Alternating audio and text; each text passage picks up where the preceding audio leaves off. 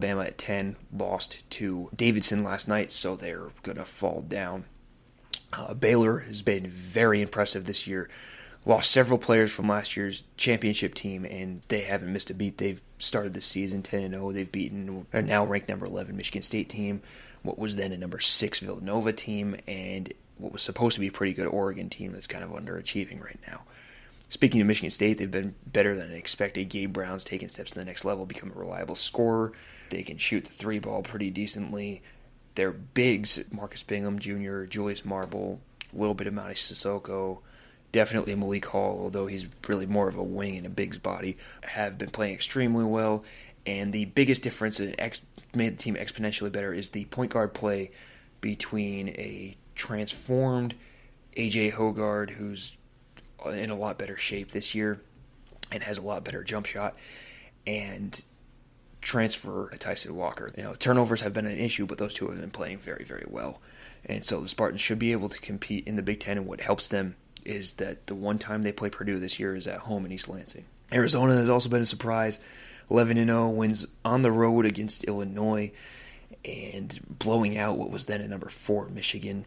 They're very athletic and kind of a scary team that you really didn't see coming going into this year.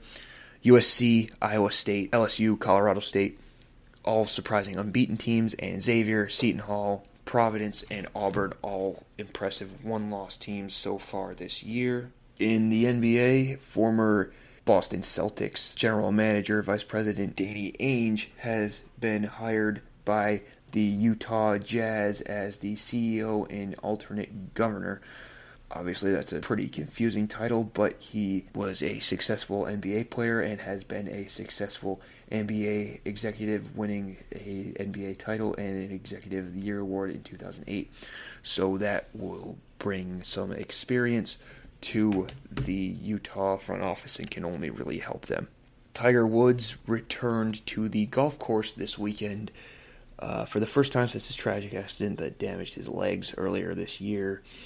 Played with his son Charlie at the PNC Championship, and it was just a heartwarming moment, and according to a lot of articles, it brought in sky-high viewership for the golf world. Always good to see a sport get the exposure it deserves, and it's good to see Tiger doing all right. Now, unfortunately, COVID is starting to show its ugliness again and affect the major sports. The new Omicron variant has been a struggle for many as we try to get past this issue and extinguish it. This week, many sports entities have taken action to revise their rules. The NBA Commissioner Adam Silver has said that there is no plan to pause the season right now, but they may be changing part of the Christmas Day schedule coming up here. Meanwhile, the NHL has decided to pause its league through Christmas week and remove its athletes from the upcoming Winter Olympics in Beijing. This was scheduled to be a big return for NHL players to the Olympic hockey after a little bit of a rest. The league will use that scheduled Olympic break to make up for missed games from this week and recent incoming days and the temporary pause. The NFL had to move 3 games from the Week 15 slate from their original scheduled date. One moved to early Monday, and 2 of them moved to Tuesday. So many players have been added to the reserve COVID list in the past 2-3 weeks that I've just lost count. It's a lot of people, and a lot of teams are dealing with it. And also in college football, Texas A&M has had to withdraw from the Gator Bowl, and the game is looking for a replacement. Last I saw was they are talking to 5 and 7 teams that could qualify. The college football playoff has also made a rule regarding COVID, stating that if a team is not able to compete in a semifinal or the final game because of COVID, it will result in a forfeit and allow the other team to move on to the championship, or obviously inside championship be awarded the championship for the season. In the NHL, the Canadiens have fired general manager Mark Bergevin. He spent 9 years as the team's GM, and the team went to a Stanley Cup final just last season, but it had a slow start this year. He's the first GM I've seen fired this year, but head coaches Jeremy Colleton from Chicago, Travis Green from Vancouver, and God, I'm going to butcher this name, Alan Vigneault from Philadelphia have also been fired so far this season. The San Jose Sharks a few weeks ago tried to trade forward Evander Kane. We've talked about him a lot on the show because of some of the off-the-ice stuff that he's been involved in. But they couldn't find a trade partner and ultimately waived him. If you're not familiar with the waiver process, you waive a player and the team has 24 hours to claim him. Otherwise, he goes back into your system. And for teams in the NHL, that means he goes back to the minor league hockey. And he has now been assigned to the Sharks American Hockey League team, the San Jose Barracuda. Like we said, he's been subject to a lot of off-the-ice stuff, some ugly rumors. Some may be true, some may not be true, who knows. So it makes sense that they might want to discipline him or get some distance from him. That said, he's an extremely talented player when everything's going well for him. So I wouldn't rule out a team taking a chance on him in the NHL eventually. Might not come this season, but he could be right back there. The NFL playoff races are heating up. We're entering Week 16. It's an 18-week, 17-game season this year. First time that's happened. 13 teams still alive in the AFC. 11 alive in the NFC. Again, just 3 weeks left. NFC Green Bay is the 1 seed as a bye, and if the playoffs started today, Dallas would be hosting Minnesota, Tampa would be hosting San Francisco, and Arizona would be hosting the LA Rams. Dallas, Arizona, Tampa, and the Rams all have a 10-4 record, so by tiebreak, that's how it breaks out. But that could be completely different by the time the season ends, and you don't know if all those teams are going to end up with the same record. They probably won't, but we'll see what happens. Philadelphia and New Orleans are tied with Minnesota at 7-7 for that final seed, but Minnesota has the tiebreaker. Atlanta and Washington at 6-8 are just one game back, so a lot of key games coming in the next couple weeks. In the AFC, 10-4 Kansas City has the bye week as the 1 seed, and it would be New England against Buffalo, Tennessee against the Chargers, and Cincinnati against Indianapolis. The last one seems like a very intriguing game to me. Just that Indy defense against the Cincinnati offense. And Indy struggled at the beginning of the year, and the struggle at the beginning for Cincinnati, Zach Taylor, in the beginning of his tenure as their head coach. Baltimore is tied with Buffalo for the last seed, but loses on the tiebreaker.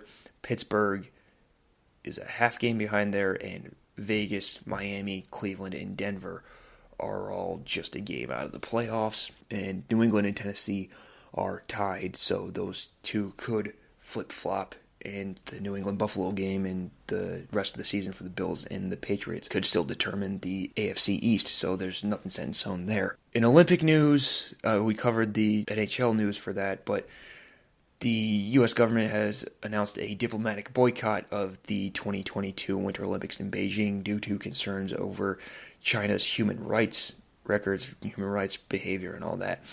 U.S. athletes will apparently still be allowed to compete and still will be competing, but the government has said that it needed to take a stand and does not want to punish the athletes who have prepared for this moment and for the games for years now. The move has been criticized by some as a means of over-politicizing sports. I'm not going to comment on that other than, it just depends on how you see things, on your perspective on things. Back to college football, the early national signing period started on December 15th, which was a week ago from today, and many football recruits rushed to sign their letters of intent, and among them was defensive back Travis Hunter, who was a 5-star recruit and ended up choosing a HBCU school in Jackson State, which is coached by legendary defensive back Deion Sanders. Some regarded Hunter as the top recruit in the nation, and he instantly becomes one of the highest, if not the highest, recruit to commit and sign with a historically black college or university after choosing Jackson State over Florida State and some other offers. Lastly, for this episode, it's Christmas weekend this weekend, a lot of viewing options for sports, so I'm just going to read you off the schedule. The NBA on Christmas Day, obviously it's become a tradition. At 12 Eastern on ESPN, you have the Hawks and the Knicks. At 2:30, you have the Celtics and Bucks on ABC. 5 o'clock, you have the Warriors and Suns on ABC. 8 o'clock on ABC and ESPN, you have the Nets and the Lakers. And at 10:30 on ESPN, you have the Mavericks and the Jazz. The NFL has a couple games on Christmas as well. On Fox and the NFL Network at 4:30 Eastern, you have the Browns and the Packers, and on the NFL Network at 8:15, you have the Colts and the Cardinals. Bowl games don't really stop at Christmas either. Christmas Eve, the 24th, you have the Hawaii Bowl between Memphis and Hawaii at 8 o'clock on ESPN. And then Christmas Day, you have the Camellia Bowl, 2:30 p.m. Eastern, ESPN, Georgia State, and Ball State. That's going to do it for this edition of the Travis on Sports podcast. I'll be back soon with another episode, probably just after in the new year when all games I've talked about are shaken out. Until then, be sure to check out and follow and subscribe this show on Spreaker, Apple Podcasts, Spotify, the Travis Sports YouTube channel, Facebook and Twitter pages. You can also check out more football content on the Football Savant podcast or at thefootballsavant.com, and some of my other content related to Detroit and Michigan State sports on the Ultimate Sports Network with the subscription code provided on my channel on that website. Until next time, enjoy your holiday weekend, and I'll be back soon with a new episode.